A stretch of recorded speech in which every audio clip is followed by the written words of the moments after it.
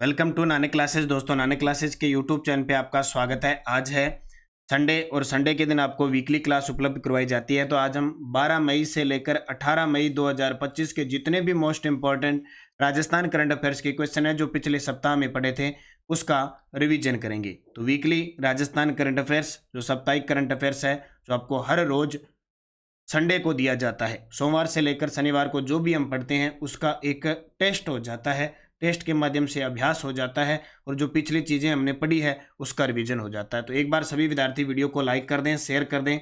अगर आप चैनल पे नए हैं तो इसको सब्सक्राइब कर लें और बेल आइकन का घंटा दबा लें ताकि जो भी इंपॉर्टेंट चीज़ आपको उपलब्ध हो आप तक उसका कंटेंट पहुंचता रहे। तो करें स्टार्ट आज की क्लास, साथ साथ में आंसर देते रहना आप। पहला प्रश्न, 7वें खेलो इंडिया यूथ गेम 2025 में राजस्थान ने शूटिंग में कुल कितने मेडल जीते? 7वें खेलो इंडिया यूथ गेम हुए 2025 में राजस्थान ने शूटिंग में कुल कितने मेडल जीते? तो टोटल 7 जीते। शूटिंग के अंदर टोटल 7 जीते। 7 में से अगर हम बात करें तो 3 तो गोल्ड जीते। 3 तो क्या जीते? गोल्ड जीते। 2 ही रजत जीते और 2 ही कांस्य जीते। शूटिंग के अंदर टोटल बात करें तो 7 पदक जीते। राजस्थान ने कुल 60 पदक जीते। 60 में से 24 तो गोल्ड जीते, 12 सिल्वर जीते और 24 ब्रॉन्ज जीते। और राजस्थान का तीसरा स्थान रहा। पहले पे महाराष्ट्र, दूसरे पे हरियाणा, राजस्थान तीसरे। और राजस्थान ने सबसे ज़्यादा साइकिलिंग में पदक जीते। सबसे ज़्यादा 14 पदक साइकिलिंग में जीते। इनमें 9 तो गोल्ड जीते, 2 रजत जीते और 3 कांस्य पदक जीते। ये याद रखना। बाकी मैंने कल की क्लास में आपको सारा बता दिया था। मेरे हिसाब से कोई दिक्कत आपको आएगी नहीं। जयपुर की ओजस्विनी सारस्वत ने गोल्फ में अपना 7वां राष्ट्रीय खिताब कहाँ जीता? जयपुर की है ओजस्विनी सारस्वत। उन्होंने गोल्फ के अंदर अपना 7वां राष्ट्रीय खिताब कहाँ जीता? कोलकाता में। कहाँ? कोलकाता में। डेंगू वैक्सीन डेंगुओल के तीसरे चरण का ट्रायल कहाँ चल रहा है? डेंगू वैक्सीन डेंगुओल के तीसरे चरण का ट्रायल कहाँ चल रहा है? तो ये चल रहा है एम्स जोधपुर के अंदर। कहाँ पे? एम्स जोधपुर के अंदर चल रहा है। महात्मा गांधी मेडिकल कॉलेज जयपुर में कैंसर की वैक्सीन तैयार करने के लिए सरकार के द्वारा अनुमति दी गई है। राजस्थान एकीकृत स्वच्छ ऊर्जा नीति 2024 निम्न में से कौन सा कथन असत्य है? राजस्थान एकीकृत स्वच्छ ऊर्जा नीति 2024 की रणनीतिक अवधि मार्च 2030 तक निर्धारित है। सही है। इस नीति के अंतर्गत वर्ष 2029-30 तक राजस्थान का कुल अक्षय ऊर्जा लक्ष्य 1,50,000 मेगावाट है। ये गलत है क्योंकि 1,50,000 नहीं, 1,25,000 है। सीधा पूछे तो 125 गीगावाट है। इस नीति के क्रियान्वयन हेतु राजस्थान अक्षय ऊर्जा निगम को नोडल एजेंसी नामित किया गया है। पवन और हाइब्रिड ऊर्जा का इसमें लक्ष्य 25,000 मेगावाट रखा है। तो वो भी गलत हो जाएगा। ये पूरी डिटेल में आपको रोज जो क्लास आती है ना डेली उसमें देता हूँ। वो रोज की क्लास देखा करो आप सारे विद्यार्थी। 2-3 दिन क्लास नहीं आई थी, ये मैंने आपको कारण बता दिया। फिर भी विद्यार्थी बार बार कमेंट कर रहे हैं। इसका मतलब ये है कि आप पूरी क्लास को अच्छे तरीके से नहीं देखते। क्लास को देखते हो, आपका ध्यान कहीं और होता है, प्रश्नों को आप पूरा नहीं पढ़ते। मैं पिछले 2 दिनों से कह रहा हूँ कि किस वजह से मैं क्लास नहीं दे पा रहा हूँ, फिर भी कमेंट से भरे पड़े हैं कि सर आपने 15-16 यानी 14-15-16 की क्लास क्यों नहीं दी, क्यों नहीं दी। इसका मतलब ये जो 15 मिनट की क्लास होती है ना, इस क्लास पर भी आपका ध्यान नहीं होता है। अगर 15 से 20 मिनट की क्लास पर भी अगर आपका ध्यान नहीं है ना, तो इसका मतलब जो भी आप क्लासें देखते हो बस फॉर्मेलिटी करते हो। मतलब इतना कुछ बताने के बाद, सब कुछ टेलीग्राम पे नोटिफिकेशन देने के बाद, सब कुछ उसके बावजूद भी वो विद्यार्थी ये कमेंट कर रहा है कि क्लास क्यों नहीं आई। तो मुझे नहीं लगता कि वो विद्यार्थी पढ़ रहा है। मेरे हिसाब से नहीं पढ़ रहा। वो ठीक है, दिमाग में उसके सेट है, भी क्लास ले ली। केंद्र प्रवर्तित उल्लास नव भारत साक्षरता कार्यक्रम में राज्य के किस आयु समूह को साक्षर करने का प्रावधान है? 15 वर्ष या अधिक आयु के व्यक्ति। असिस्टेंट प्रोफेसर, पीटीआई और लाइब्रेरियन के पेपर में आया है, 3rd पेपर में। राजस्थान वानिकी व जैव विविधता विकास परियोजना के बारे में सत्य कथन बताओ। राजस्थान वानिकी व जैव विविधता विकास परियोजना, इसमें कुल 13 जिले पूर्वी राजस्थान वाले शामिल है। यह AFD वित्त पोषित है। इसकी जो समय अवधि है वो अप्रैल 2023 से मार्च 2031 तक है। सभी सत्य हैं। 9 से 18 मई 2025 राष्ट्रीय सहकार मेले का आयोजन कहाँ किया गया? 9 से 18 मई 2025 राष्ट्रीय सहकार मेले का आयोजन जवाहर कला केंद्र जयपुर में। इंडिया का बेस्ट वर्चुअल मर्चेंडाइजर अवार्ड किसे प्रदान किया गया? इंडिया का बेस्ट वर्चुअल मर्चेंडाइजर अवार्ड ये जयपुर के अनुराग एस को। राजस्थान के किस पैरा बैडमिंटन खिलाड़ी ने दुबई में छठी ख्वाजा पैरा बैडमिंटन इंटरनेशनल 2025 में ब्रॉन्ज मेडल जीता है? राजस्थान के किस पैरा बैडमिंटन खिलाड़ी ने दुबई में छठी Khwaja para badminton international 2025 bronze medal जीता है? जयपुर के कृष्णा नागर ने। श्रीलंका में आयोजित अल्ट्रा ट्रायल मैराथन को पूरा करने वाले खिलाड़ी हैं। श्रीलंका में आयोजित अल्ट्रा ट्रायल मैराथन है उसको पूरा करने वाले खिलाड़ी हैं तनिष्क गौड़। कौन है? तनिष्क गौड़, जिनका संबंध जोधपुर से है। तनिष्क गौड़ ने श्रीलंका में जो अल्ट्रा ट्रायल मैराथन हुई है उसको पूरा किया। खेलो इंडिया यूथ गेम 2025 में राजस्थान के खिलाड़ियों द्वारा जीते गए स्वर्ण पदक। ठीक है, तो राजस्थान ने टोटल 24 स्वर्ण जीते थे, जैसे हंसराज दायल ने डिस्कस थ्रो में, प्रकृति शर्मा ने तलवारबाजी में, ऋतिक बिश्नोई और उज्जवल ने योगासन में। उपयुक्त सभी सत्य हैं। देश के किस राज्य में सबसे अधिक रेलवे स्टेशनों पर सौर ऊर्जा संयंत्र स्थापित किए गए हैं? तो सबसे अधिक रेलवे स्टेशनों पर सौर ऊर्जा संयंत्र राजस्थान में। राइजिंग राजस्थान समिट में कुल कितनी क्षमता की अक्षय ऊर्जा परियोजनाओं के लिए एमओयू हुआ है? राइजिंग राजस्थान समिट हुआ 9 से 11, उसमें अक्षय ऊर्जा के लिए, टोटल ऊर्जा के लिए तो देखो 500 कुछ हुए थे और 26 लाख प्लस हुए थे। अकेली अक्षय ऊर्जा की बात करें तो 66.40 गीगावाट। राजस्थान अक्षय ऊर्जा नीति 2023 के अनुसार राज्य ने वर्ष 2029-30 तक कितनी गीगावाट अक्षय ऊर्जा क्षमता प्राप्त करने का लक्ष्य है? ये असिस्टेंट प्रोफेसर थर्ड पेपर में लाइब्रेरियन पीटीआई में आया। 2029-30 तक कितनी गीगावाट अक्षय ऊर्जा क्षमता का टारगेट है? 90 गीगावाट। कोटा के मुकुटमणि राज को किस रचना के लिए राजस्थानी भाषा का साहित्य अकादमी पुरस्कार 2024 प्रदान किया गया? कोटा के मुकुटमणि राज को किस रचना के लिए राजस्थानी भाषा का साहित्य अकादमी? गांव रहे अम्मा के लिए, गांव रहे अम्मा। 7वें खेलो इंडिया नेशनल यूथ गेम में निम्न में से कौन सा कथन असत्य है? वेरी वेरी इंपॉर्टेंट है, यानी प्रश्न आना ही आना है। 7वें खेलो इंडिया नेशनल यूथ गेम में राजस्थान ने कुल पदक 60, उसमें स्वर्ण 24, रजत 12 और कांस्य 24 थे। सही है। साइकिलिंग में राजस्थान को कुल 14 प्राप्त हुए पदक, जिनमें 9 स्वर्ण शामिल थे। राजस्थान को दूसरा स्थान मिला है, ये गलत है। राजस्थान को दूसरा नहीं, तीसरा स्थान मिला है। राजस्थान ने बॉक्सिंग में 2 स्वर्ण, 1 रजत और 4 कांस्य पदक जीते, ये भी सही है। सी नंबर गलत।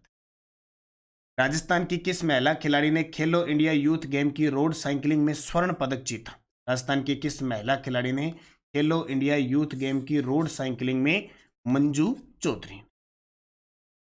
खेलो इंडिया यूथ गेम 2025 में हरिओम ने 271 किलो वजन उठाकर किस खेल में स्वर्ण पदक जीता? तो वेट लिफ्टिंग में। सारे याद रखो, सारे इंपॉर्टेंट है, कुछ भी पेपर में आ सकता है, सीधी सी बात है। Zenith mastering AI for everyday work and life पुस्तक के लेखक कौन है, जिसका विमोचन मुख्यमंत्री भजनलाल शर्मा ने किया? डॉक्टर अजय टाटा। ऑपरेशन सिंदूर को स्कूली पाठ्यक्रम में शामिल करने वाला देश का पहला राज्य कौन सा है?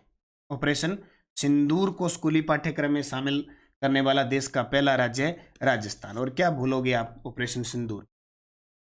पुस्तक केवर्ड बाय लव एंड लॉस किसके द्वारा लिखी गई है? पुस्तक केवर्ड बाय लव एंड लॉस किसके द्वारा लिखी गई है? उत्तर आएगा अरुणिमा शर्मा। अरुणिमा शर्मा। ट्रिप एडवाइजर 2025 के वन ऑफ ए काइंड होटलों की सूची में भारत से कौन सा होटल शामिल है? ट्रिप एडवाइजर 2025 के वन ऑफ ए काइंड होटलों की सूची में भारत से कौन सा होटल शामिल है? ताज लेक पैलेस उदयपुर। कनिका चौधरी ने 400 ITF मास्टर टेनिस प्रतियोगिता में महिला एकल मुकाबले में किस खिलाड़ी को हराया? कनिका चौधरी ने 400 ITF मास्टर टेनिस प्रतियोगिता में महिला एकल मुकाबले में किस खिलाड़ी को हराया? नेहा मनीषा को। और कनिका चौधरी ने एकल में पदक जीता, युगल में जीता, मिश्रित में जीता। राजस्थान राज्य राजमार्ग निवेश कार्यक्रम सेकंड ट्रेंच थर्ड को वित्त पोषण कौन कर रहा है? तो आएगा एशिया विकास बैंक। जब निवेश कार्यक्रम की बात आई तो एशिया विकास बैंक, और जब बात आई विकास कार्यक्रम की तो फिर आएगा विश्व बैंक। ऑपरेशन केलर किससे संबंधित है? क्या बात है, अभी ये चर्चा में है। तो सीधी सी बात है, जम्मू कश्मीर में आतंकवाद के विरुद्ध भारतीय सेना द्वारा चलाया गया अभियान है ऑपरेशन केलर। आतंकवादियों को चुन चुन कर मार रही। ऑपरेशन सिंदूर किससे संबंधित है? ये तो याद ही रखना है। पाकिस्तान और पीओके में आतंकवादी ठिकानों को निशाना बनाने के लिए भारतीय सेना द्वारा किया गया हवाई अभियान ऑपरेशन सिंदूर था। S-400 मिसाइल प्रणाली किस देश से भारत ने आयात की? बहुत इंपॉर्टेंट है ये क्वेश्चन। क्यों करवा रहा हूं? क्योंकि हमारे दिमाग में रहनी चाहिए और प्रश्न आएंगे पेपर में, आए ना आए हमें पता होना चाहिए। S-400 मिसाइल है ना, हमने किससे ली है? रूस से ली है। और अभी नई नई तकनीक और ले रहे हैं, 2025 में और नया वर्जन आएगा और सबसे गजब का वर्जन, खतरनाक वर्जन भारत के पास है। ठीक है, इसकी खासियत है कि ये मिसाइल ऊपर से चाहे लड़ाकू विमान आए, ड्रोन आए, कुछ भी आए, एक साथ 80 निशाने लगा सकता है। इतनी निगरानी है और 400 किलोमीटर पहले ही उसे नस्ते नाबूद कर सकता है। ये सोच लो आप, इतना खतरनाक है S-400, इसलिए नाम है। इसकी मारक क्षमता 400 किलोमीटर, इससे लिए रूस से। ब्रह्मोस मिसाइल की बात करें, ब्रह्मोस जो मिसाइल है वो भारत और रूस ने मिलकर स्वदेशी तकनीक से बनाई है। खूब सारी ब्रह्मोस हमने एक फिलीपींस को बेच दी, एक बना के इंडोनेशिया को बेच दी। अभी हम इसका सिस्टम बना रहे हैं, सारा सेंटर लखनऊ में, इतनी ब्रह्मोस बनाई। ठीक है, और फ्रांस से हमने रोफेल लिए थे, लड़ाकू विमान। ये आपको याद रखना है। ये गजब की सुरक्षा पद्धति की और जो पद्धति है ना, ये हमने इजराइल से ली है, जो आधुनिक हथियार है। भारत को तरल नैनो यूरिया लॉन्च करने वाला दुनिया का पहला आत्मनिर्भर देश किसके प्रयासों से बने? भारत तरल नैनो यूरिया लॉन्च करने वाला दुनिया का पहला आत्मनिर्भर देश डॉक्टर रमेश रलिया के प्रयासों से। हाल ही में अमेरिका के द्वारा इन्हें एक उपाधि भी दी गई है, दर्जा दिया गया, पेटेंट दिया गया, मतलब अमेरिका की। Rajasthan institute of medical sciences RIMS की स्थापना की गई। 2-3 दिन में क्लास नहीं ले पाया था, ये नॉर्मल से क्वेश्चन है, इनकी ज़्यादा डिटेल पढ़ने की जरूरत नहीं, यहाँ बता रहा हूँ। Rajasthan institute of medical sciences यानी रिम्स की स्थापना कहाँ की जाएगी? RUHS जयपुर के अंदर। राज उपचार मोबाइल ऐप किस राज्य सरकार द्वारा विकसित किया गया है?